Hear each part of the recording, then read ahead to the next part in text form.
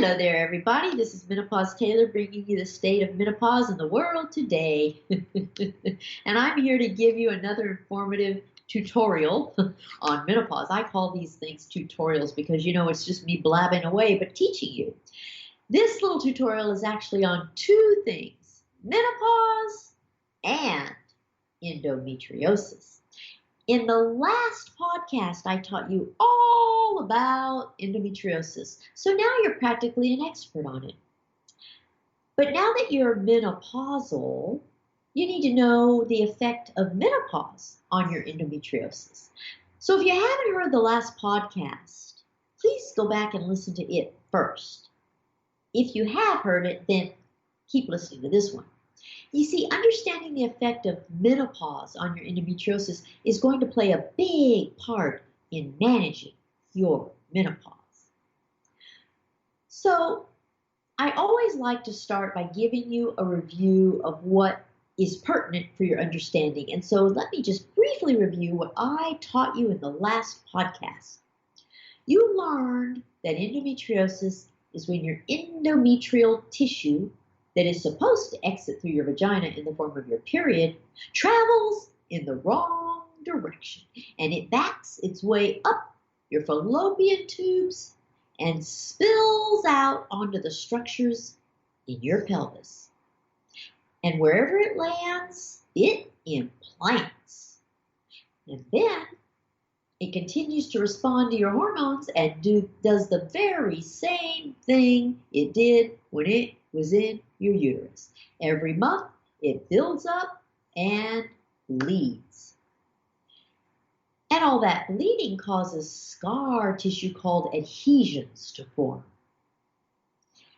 And then endometriosis can cause symptoms including heavy periods, painful periods, pelvic pain, pain with intercourse, pain with orgasm, pain with bowel movements, pain with urination, and infertility. And you also learned that the severity of your symptoms has nothing to do with the severity of your disease. So let's say you go into your menopausal life with your endometriosis, not having had it treated. And today we're going to use what you already know to address the effect of menopause on endometriosis. But, I think it's better not to jump right into menopause. Let's work our way through each of the hormonal events in your life, because that way everything will make so much more sense to you. I always tell you that everything should make sense. And when you have all the facts, everything does make sense. So let's just use logic to ensure that you understand the effect of all the hormonal events in your life on your endometriosis. It all starts when you have that very first period at puberty. That first period is the result of a pattern of hormonal changes. And that pattern is that you produce estrogen for about 14 days. And what did estrogen do? Well, it thickened the inner lining of your uterus, which is called your endometrium. And then you produced progesterone for the next 12 days or so. And what did progesterone do? Well, it kept that lining thick so that if you got pregnant, you'd have a cushion for the fertilized egg. But when you didn't get pregnant, the progesterone dropped suddenly, and that caused your endometrium to shed. And your very first period consisted of that shed endometrial lining exiting out of your vagina. Now, if a little bit of that endometrium got confused and traveled backward up your uterus through your fallopian tube and dripped out the end of your fallopian tube, it would have implanted wherever it landed. And if that had happened, it would have been the beginning of endometriosis. So endometriosis became possible with your very first menstrual cycle. Your cycle is the culprit. So now let's move on to the next stage. After that first menstrual cycle, what happened? Well, you continued to have cycles. Month after month, year after year, you had a cycle once a month. And with each and every cycle, there was a chance that some of your endometrium would travel backward up your fallopian tube, drip out the end of the tube, and implant somewhere in your pelvis. And the more cycles you had, the more opportunity there was for endometriosis to develop. Your cycles were the culprits. And as you have more and more cycles, and as more and more endometriosis develop, you may or may not have had any symptoms.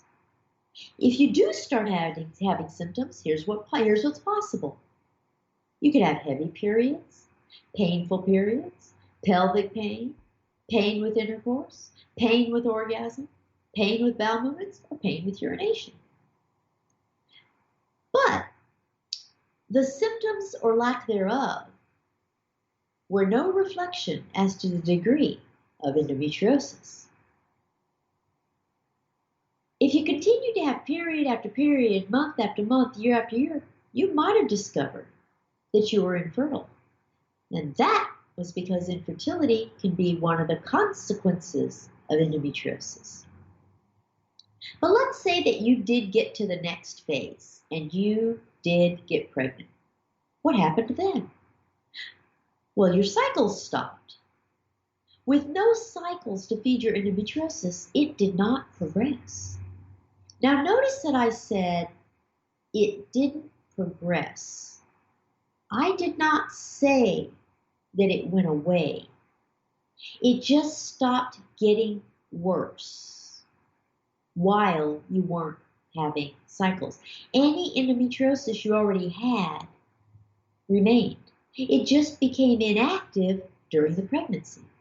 You see, endometriosis thrives on the cycle. First, it needs estrogen to rise. Second, it needs progesterone to rise. And third, it needs progesterone to drop in order for it to thrive.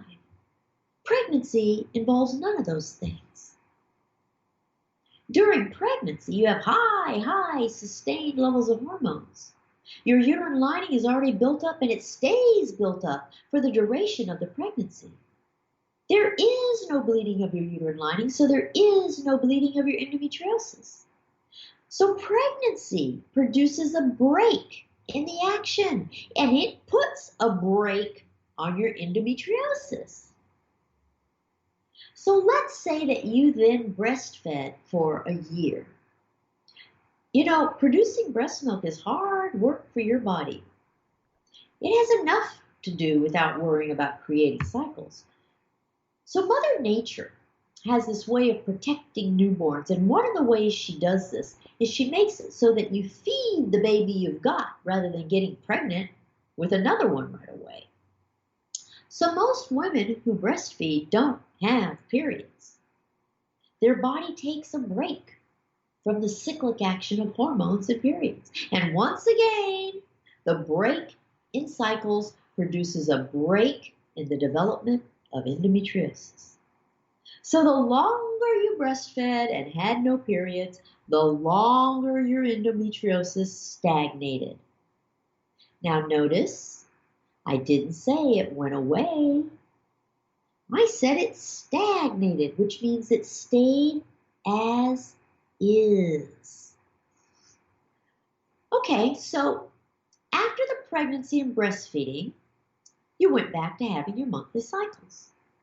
And guess what happened to your endometriosis? It started to thrive again. And with each period, it might have gotten worse. The cycles were the culprits. Eventually, Perimenopause came along. Perimenopause is a drop in progesterone. During perimenopause, you still have your periods, but they're really wacky. And they're wacky because the hormone pattern is goofy. But you still have periods. And with each period, there is still that potential for some of that endometrial tissue to travel backward up your fallopian tube and spill out into your pelvis as endometriosis. But perimenopause also involves skipping some of your periods. And with each period you skip, there's no progression of your endometriosis. Now notice that I said there is no progression. I did not say there was regression. The endometriosis you had remained. You just didn't develop more. Are you seeing a theme to all this? You see, this is why I like to teach you in a very linear, logical manner. And finally, we get to post-menopause. With post-menopause, your estrogen and your progesterone are kaput, so you have no cycles. And with no cycles, you have no periods.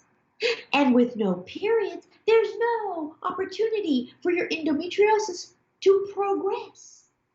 That means no new endometriosis develops. But what do you think happens to any endometriosis that is already there? Do you think it stays the same? Or do you think it changes? And if you think it changes, how does it change?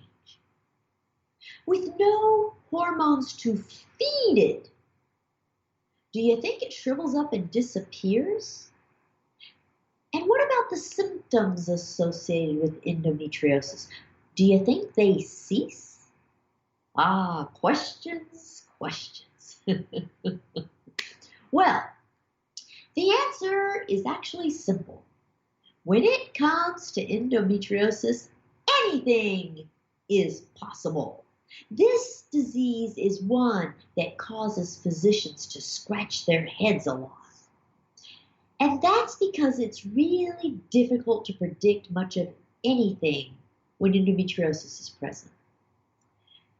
Theoretically, endometriosis should settle down and be less of a problem when your cycles stop at postmenopause. But it doesn't always happen that way. Some women stop having symptoms of endometriosis. Some women continue having symptoms of endometriosis.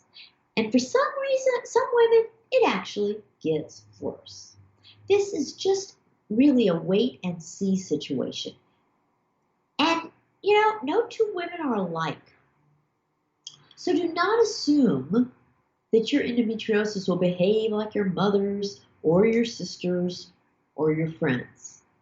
You have to individualize your situation and address your endometriosis specifically as it pertains to you. Women actually hate it when they hear that. They want to believe that menopause will make their endometriosis go away. I mean, they actually even look forward to menopause in hopes that their endometriosis will go away, because women who have had endometriosis, they've had a hard reproductive life. Their lifetime of cycles and periods has usually been pretty horrific. I mean, these are women who have balled up in the bed every time they have periods. These are women who've dealt with pain, all kinds of misery for years and years and years. Many of them not knowing why they